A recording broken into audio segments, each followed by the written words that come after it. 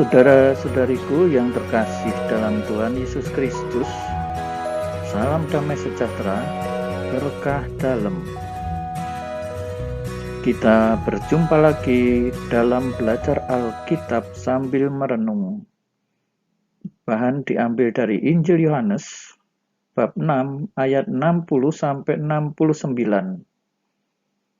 Seleksi alam murid Yesus. Nah, sebelumnya mohon dibantu untuk subscribe, bagikan kepada teman-teman dari Tuhanlah Pertolonganku channel.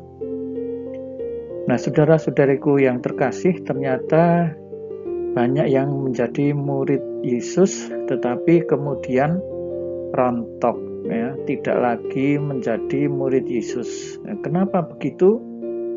Jangan kemana-mana, kita akan melihat bersama melalui kitab suci ini.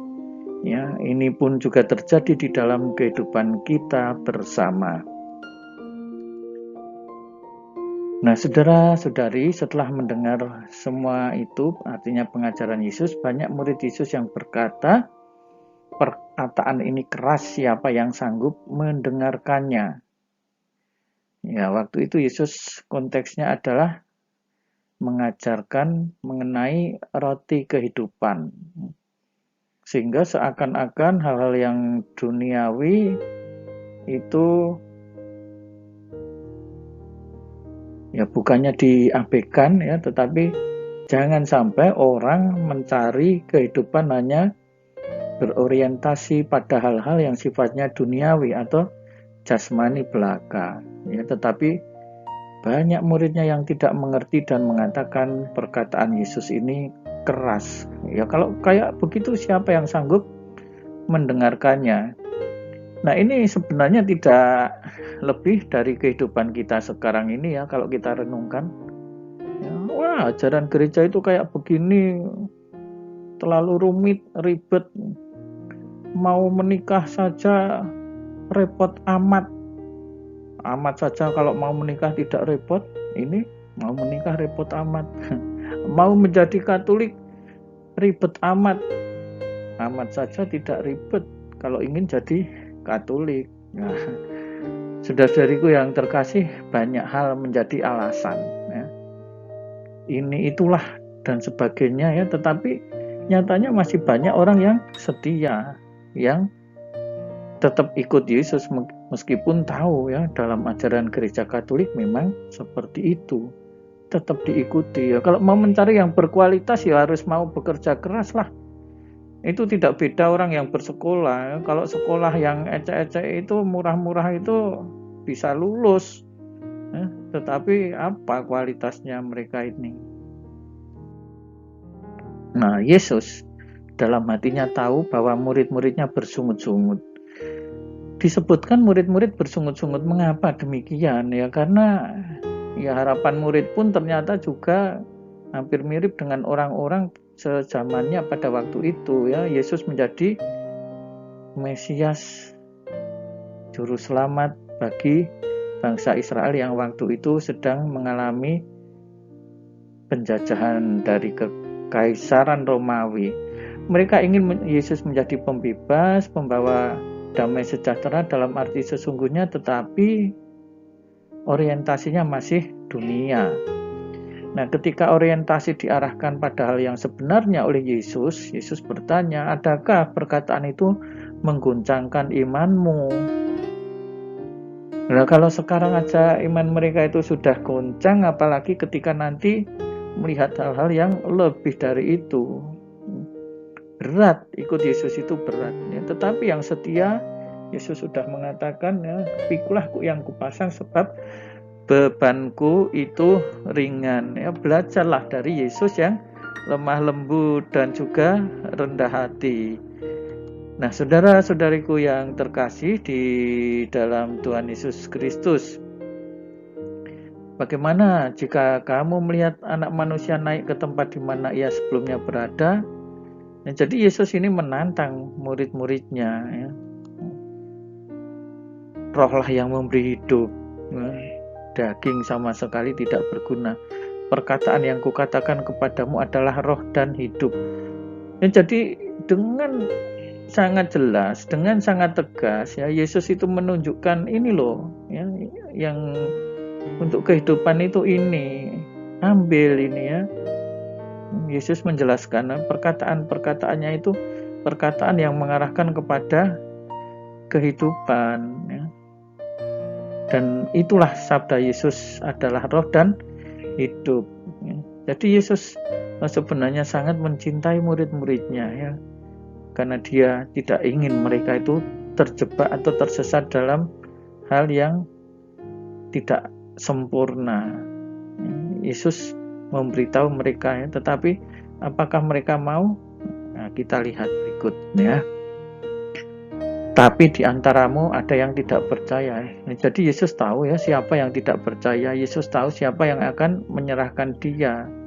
Nah, jadi di antara para murid itu pun ternyata ada yang level kepercayaannya kepada Yesus itu sangat rendah ya, dan Yesus tahu siapa itu, siapa yang tidak percaya, bahkan dia sampai akan menyerahkan Yesus ya, untuk diserahkan kepada imam kepala dan kemudian diadili dan seterusnya.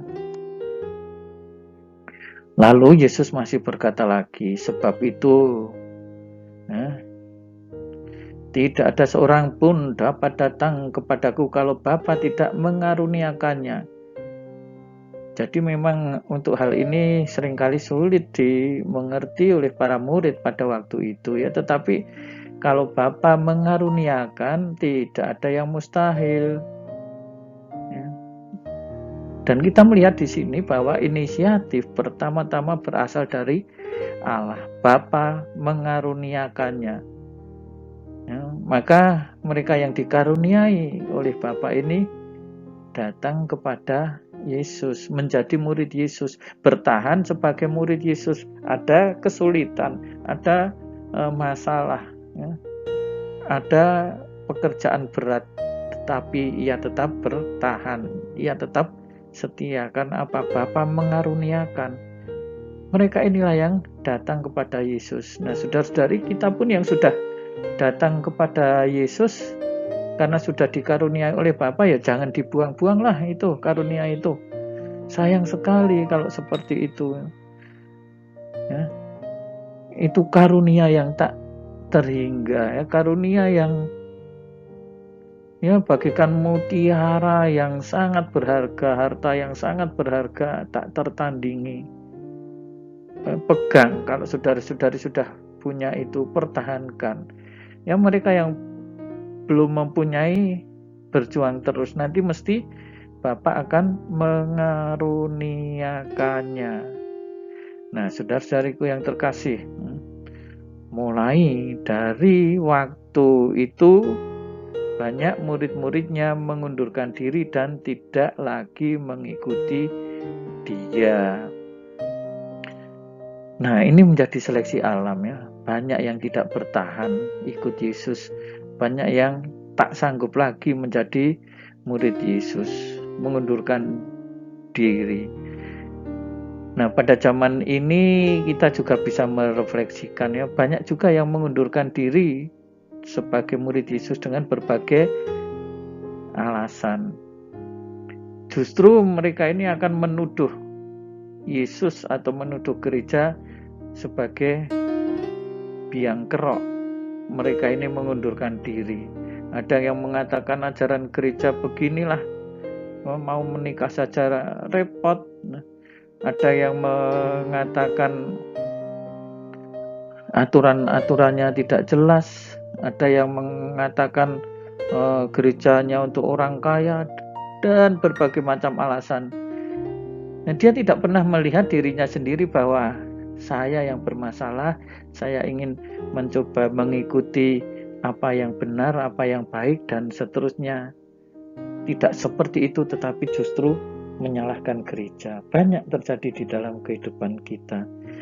Ada yang konflik dengan ketua lingkungan, lalu mengatakan orang Katolik, ketua lingkungannya saja begini.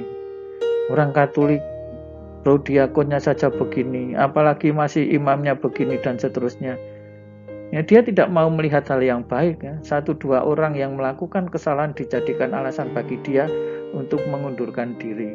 Ya mungkin malah menjadi jelas bahwa inilah seleksi alam. Mungkin orang itu tidak mendapatkan karunia dari Allah, atau mungkin sebenarnya dia sudah mendapatkan karunia itu tetapi tidak menggunakan karunia itu semestinya. Nah, saudara-saudari, mereka yang mengundurkan diri ini selama masih hidup di dunia masih bisa kita doakan. Ya, barangkali di antara mereka adalah teman-teman kita waktu kecil. Di antara mereka adalah saudara-saudara kita, bahkan saudara-saudari sekandung. Di antara mereka itu ternyata adalah anak-anak kita, atau mungkin orang tua kita. Di antara mereka itu barangkali adalah orang-orang yang sehari-hari menjadi sahabat kita. Nah, saudara-saudari, selamat merenungkan dan belajar dari Alkitab ini. Tuhan Yesus memberkati, berkah dalam. Jangan lupa untuk subscribe, bagikan kepada teman-teman. Siapa tahu teman-teman kita akan kembali untuk bertobat. Terima kasih.